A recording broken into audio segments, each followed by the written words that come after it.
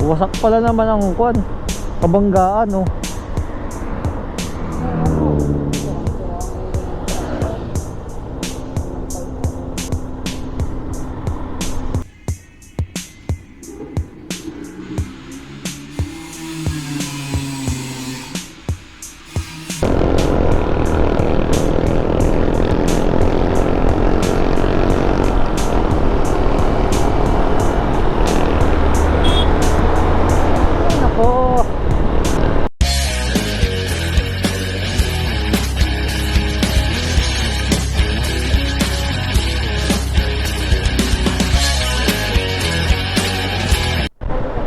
Ayun o, armor truck o. Solo muna ako papuntang doon sa aming mini coffee shop. Nakadahilan ng kailangan mo ng hati-hatiin ang tao kasi madaming gawain. Tapos yun nga, sumuway pa yung aming sorting na yung minamadali din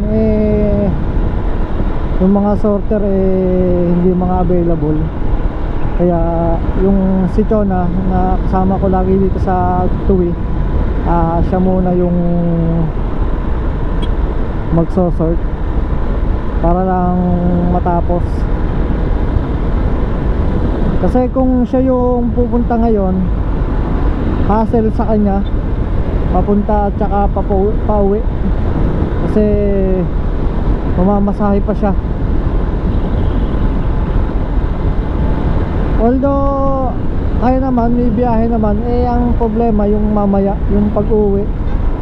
Kasi pag-uwi ay gagabihin, mahirap ang biyahe dito pag gabi, lalo na doon sa Tuwi. Mahirap na makasakay. Ako naman, diba, alam niyo naman, ito nga, may motor tayo, kaya kayang-kaya kong magpagabi compare sa kanya kasi mag-aantay pa siya ng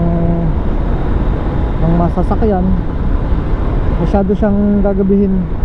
Ako pag nakapag-out at nakapag-inis, diba, isang sakay na lang kaya kong pauwi ng maaga.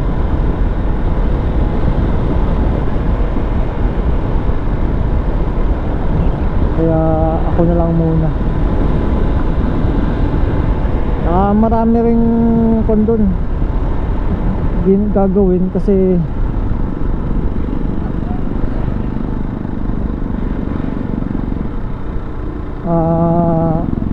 yun nga, dun sa garden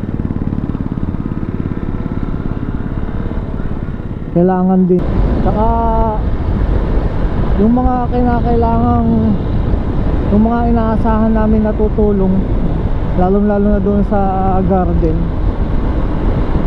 hindi yung mga nagsidatingan. Pag co-op yung may kailangan sa kanila, hindi sila maasahan. Ang daming dahilan pag co-op ang may kailangan sa kanila. Pero pag sila naman yung may kailangan sa co-op, talagang kung naman sila, kahit walang gagawin, napunta sa co-op,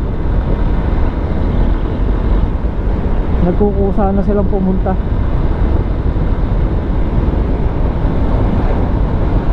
Diba? Mahirap naman yung mga ganun tao. Makikita mo talaga sa tao kung sino talaga yung may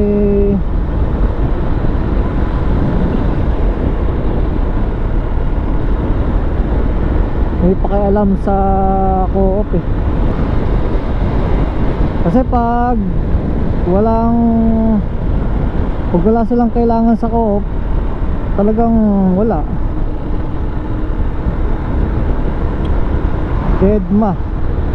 deadma ang co-op sa kanila. Pero pag sila ang may kailangan, asahan mo na kahit walang gagawin, magtatambayan yung mga yun doon.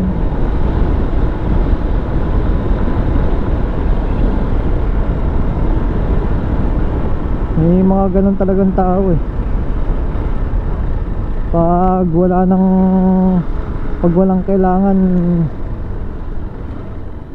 ayaw nilang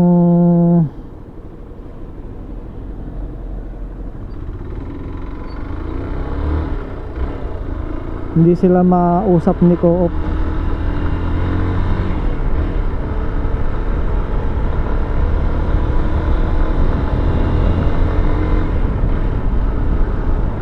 Kaya yun, nahatik na, kaya ako lang yung pupunta ngayon. Kasi kailangan nga ang tao doon, kailangan gumalaw. May gumalaw doon sa sortingin.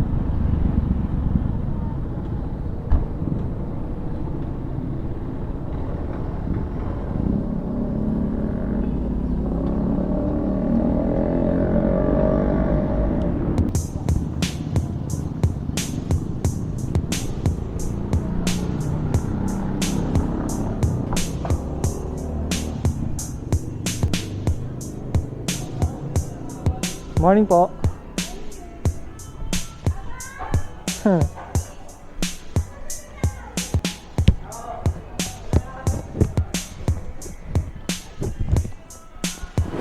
Good morning po.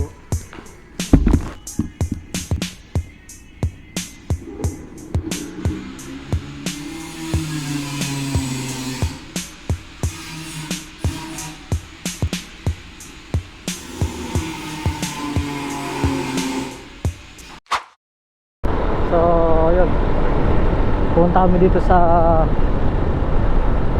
Walter na Sugbo para bumili ng kulang namin. Kasi bukas ay may event doon. Baka tsaka para hindi na kung maubos man hindi kami magpapandalas na bumili ng ganito, ganoon. Diba?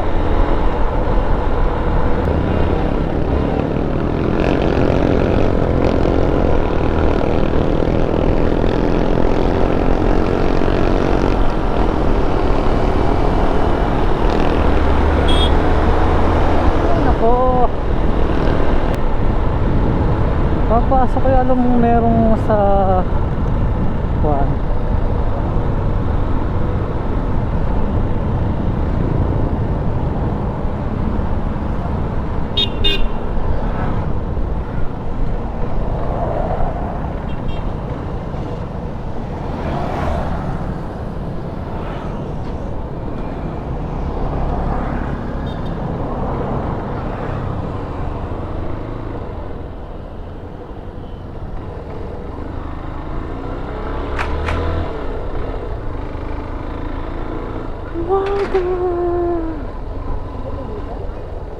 Hindi ako dyan. Pwede ba tayo dyan? Oo, yung mga nakaparada naman eh.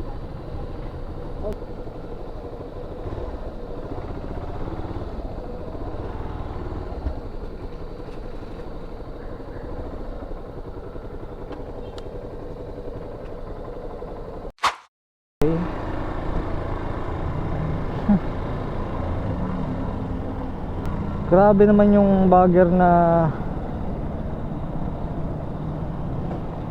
nakapwesto doon sa aming pinagpalagyan ng gamit. Porque hindi kanyang gamit eh, basta na binabalagbag ang mga helmet at bag namin. Dapat pagka ganyan, tinuturuan din nila na alagaan yung gamit ng iba, hindi yung basta yung ingat na ingat ka nga sa gamit mo, tapos yung hahawak naman ng iyong gamit balasubas, wala. Dapat tinuturuan nila ng maayos din yung kanilang mga bagger. Maaari talaga helmet ko talaga, bit-bit ko lang. Hindi ko ilalagay sa mga counter na ganun. Kasi walang pakialam yung mga bagger. Masira man o magasgas yung gamit ng may gamit. Wala silang pakialam.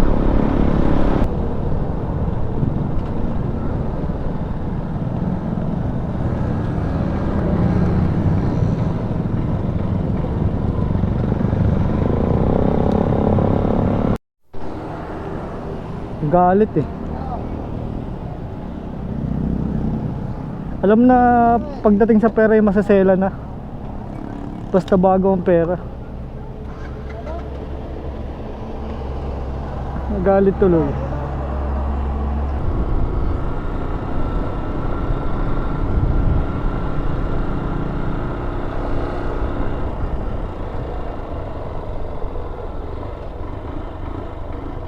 Ha, tingnan mo, nung nakadaan tayo may checkpoint na doon. Checkpoint na talaga kami. Ha?